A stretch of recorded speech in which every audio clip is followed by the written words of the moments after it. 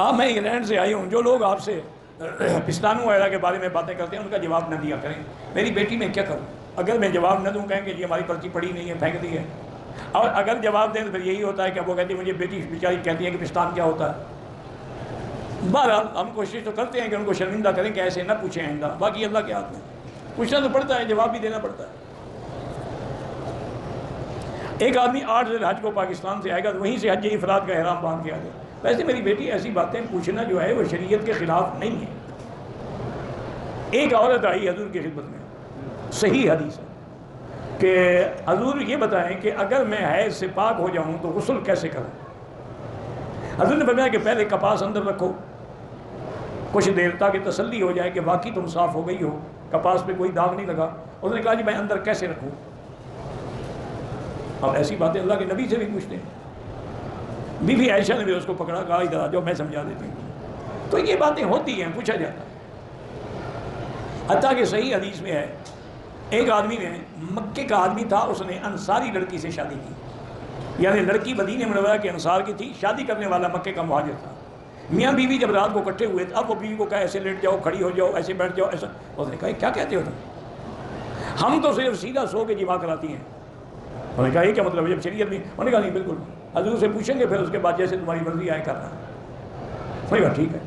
صبح کو حضور کی خدمت میں آئے، انہوں نے پوچھا، انہوں نے فرمایا کہ ہاں بس عورت کا پچھلا حصہ استعمال نہ کرو، باقی تمہاری مرضی ہے، کھڑے ہو کے، بیٹھ کے، لیٹ کے، جو چاہو کرو. فاتو حرصکم انا شئتم. تو یہ میری بیٹی ایسے مسئلے ہوتے ہیں، کوئی اس میں یہ بات نہیں کہ میں کیوں جواب دیتا ہوں، یہ دینا پڑے گا ورنہ وہ تو ساری زندگی پھر چوستے رہیں گے. میں نے سنا ہے کہ مسواک جیب میں رکھنے سے کوئی ایکسیڈنٹ کرے تو نقصان نہیں ہوتا. چلو جیب میں رکھ کے ایکسیڈنٹ کر دیکھو، تجربہ ہو جائے گا. اللہ نہیں بچاتا، مسواک بچاتا ہے. لکڑی ہے نا، ٹیک آ جائے گی. انا للہ. اب ایسے میں میری بیٹی لوگ گھڑتے ہیں مسئلے میں کیا کروں؟ حیدرآباد میں تبلیغی اجتماع ہو رہا ہے، اللہ کامران و کامیاب فرمائے اور ہر فتنے سے محفوظ فرمائے. آج کل ہندوستان کے مسلمان بڑے امتحان سے گزر رہے ہیں، کشمیر کے مسلمان امتحان سے گزر رہے ہیں. تم مسلمان کچھ نہیں کر سکتے ہو تو اپنے بھائیوں کے لیے دعا تو کیے گا. حضور نے فرمایا کہ عشاء کے بعد کوئی کلام نہیں، یعنی دنیاوی کلام نہ ہو، دینی کلام تو ہوتے رہیں گے. کہتے تھے کہ بیوی اور لونڈی کا ذکر قرآن میں ہے، تو لونڈی کس کو کہیں گے؟ لونڈی اس کو کہیں گے جب کافروں سے جہاد کرو گے، ملک فتح ہوں گے اور ان کی لڑکیاں غلام بن کے آئیں گی. تم پہلے جہاد کرو، انشاءاللہ زندہ رہ گئے تو لونڈی مل جائے گی. ایک پیر کہتے ہیں حضور پاک کی دستار بندی جو ہے وہ جبریل نے کی تھی. پیر صاحب کی دستار بندی کس نے کی ہے؟ یہ بھی کسی فرشتے کو بلا لیں، بہتر ہے اسرائیل کو بلا لیں تاکہ روح قبض کر لے گا، جان چھوٹ جائے گی. ہماری بھی لوگوں کی بھی جھوٹ بھی حد ہوتی ہے. حضور کو دستار بندی کی کیا ضرورت ہے جناب؟ کسی مدرسے سے فارغ ہو رہے تھے. یعنی جھوٹ بولنے کا سلیقہ بھی نہیں آتا. جھوٹ بولتا ہے تمہارے یہاں ایک پروفیسر ہے وہ جو جھوٹ بولتا ہے ماشاءاللہ، اور روتا بھی ہے، جھوٹ بھی بولتا ہے. کہتے ہیں میں نے خواب میں دیکھا حضور نے فرمایا ہے تمہارے ادارے میں آؤں گا، میری ٹکٹ کا انتظام کرو. اور اسی ٹکٹ کے لیے حضرت نے کروڑوں روپے وصول کر لیے دنیا سے. حضور کے لیے چارٹر جہاز کرنا ہے. انا للہ و انا الیہ راجعون. میں جب ملا تھا میں نے کہا یار تم پڑھے لکھے آدمی ہو، یہ کیا انہوں نے کہا میں نے خواب بیان کیا تھا، لوگوں نے پتہ نہیں کیا بنا رکھا ہے. میں نے کہا خواب دیکھا ہے. تو خواب جو ہوتے ہیں سچے جھوٹے بھی. میں نے کہا بیان نہ کرتے پھر لوگوں سے چندہ تو نہ کرتے، پتہ ہے خواب سچا نہ ہو. جب آدمی مر جاتا ہے تو اس کے قبر کے اندر روح لوٹائی جاتی ہے. جب مر جاؤ گے تو ٹیلی فون ساتھ رکھ لینا، ہمیں بھی خبر دے دیں.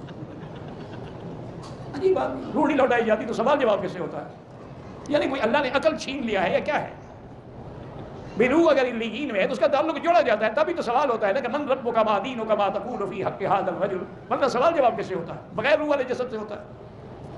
اگر روح علیین میں بھی ہو اللہ تعلق اس کے حدیث میں فتعاد روحہ الی جسدہ، اس کے روح کو جسد میں لوٹایا جاتا ہے.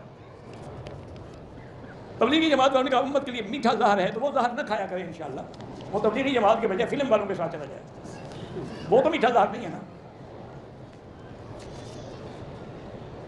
ہر سال میں تبلیغی جماعت میں جاتا ہوں، میرا دوست مجھے منع کرتا ہے. اصولی بات ہے کہ شیطان تو اچھے کام سے منع کرے گا. کچھ لوگ کبوتروں کو دانا ڈالتے ہیں، وہ دانا ڈالنا تو منع نہیں ہے، لیکن پھر خود اکٹھا کرتے ہیں اور وہاں سے کوئی جو چنتے ہیں کہ جس کو اولاد نہ ہو اس جو کھانے سے اولاد ہو جائے گی. یعنی خامن سے اولاد نہیں ہوئی، کبوتر سے ہو جائے گی. تو پھر دانے نہ چنو نا، کبوتر لے جاؤ.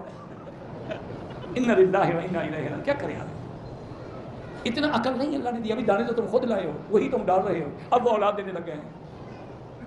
قرض حسنہ واپس کرنے کے لیے سب سے پہلے نیت کریں کہ میں نے قرضہ دینا ہے. اس کے بعد استغفر اللہ، استغفار زیادہ پڑھیں. میں جس کمپنی میں کام کرتا ہوں عیسائیوں کی کمپنیاں کھانا دیتے ہیں، کوئی بات کھا لیں، سب کافروں کے ہاتھ سے کھانا تو جائز ہے، کوئی منع نہیں ہے، یہودیوں کا ہو عیسائیوں کا ہو کسی کا بھی ہو۔ ہاں ایک بات ہوتی ہے، علماء نے لکھا ہے کہ مثلا جیسے ہندو ہیں تو اگر آپ کو شک ہے کہ وہ حرام پکاتے ہیں پھر نہ کھائیں۔ اگر آپ کو تسلی ہے مثلا ان کا ذبح کردہ گوشت نہ کھائیں، ان کو کیا پتہ ہے ذبح کا، نہ ان کو احکام کا پتہ ہے، نہ ان کو حلال حرام کا پتہ، ہاں کوئی اگر سبزی ہے مٹھائی ہے اور چیز ہے کھا سکتے۔ کہتے ہیں کہ جہنم میں جب آگ بھڑکے گی کسی عالم سے بھڑکے گی نہیں، آپ سے بھڑکے گی۔ عالم سے کیوں بھڑکے گی؟ عالموں کو تو اللہ معاف کر دیں گے، قیامت میں جب عالم پیش ہوں گے، حافظ قرآن پیش ہوں گے، ان کے اعمال بھی اچھے نہیں ہوں گے، لیکن اللہ فرمائیں گے میرے بندے میں نے تیرے سینے میں قرآن کا علم اس لیے تو نہیں رکھا تھا کہ آج جہنم میں تمہیں ڈالوں، جاؤ میں نے تمہیں معاف کیا۔ کہتے ہیں جی کہ بریلوی لوگ کہتے ہیں کہ دیوبندی لوگ جو ہیں وہ حضور پہ سلام نہیں پڑھتے، تو نماز میں کیا پڑھتے ہیں؟ السلام علیکم ایھا النبی، یہ سلام ہے کہ نہیں ہے؟ دیوبندی ہو یا کوئی ہو یہ پڑھتا ہے کہ نہیں پڑھتا ہے؟ اس پر الزام لگانا کہ سلام نہیں پڑھتے، وہ تمہارا انڈیا کا میڈ ان بنا ہوا سلام نہیں پڑھتے، وہ حضور کا بتلایا ہوا سلام پڑھتے۔ امام صاحب کی داڑھی نہ ہوتے کوشش یہ کریں کہ ایسے لوگوں کے پیچھے نماز نہ پڑھیں، لیکن اگر مجبوری ہے تو پڑھ سکتے ہیں، نماز ہو جائے گی لیکن منع۔ موبائل میں بلا وجہ تصویر، ایک ہے دین کے کام کی تصویر، وہ الگ بات ہے۔ اگر عورت کو حیض آ جائے، ابھی اس نے غسل نہیں کیا ہے تو میاں بیوی مل سکتے ہیں، بالکل حرام ہے۔ فلا تقربوہن حتی یطہرن، قرآن کہتے ہیں ان کے قریب نہ جاؤ جب تک کہ پوری طرح غسل کر کے پاک نہ ہو جائے۔ ایک شخص نے داڑھی چھوڑ رکھی ہے، بس چلو کسی نے داڑھی رکھی ہوئی ہے تو ٹھیک ہے، اس کی تحقیق یہی ہے کہ چونکہ حدیث مبارک میں ہے کہ داڑھی بڑھاؤ اور مونچھیں کٹاؤ، بس بڑھاؤ جتنا مرضی ہے، لیکن دیکھنا پڑے گا نا حضور کی داڑھی کہاں تک تھی، حضور کی داڑھی تو سینگ مبارک تک تھی۔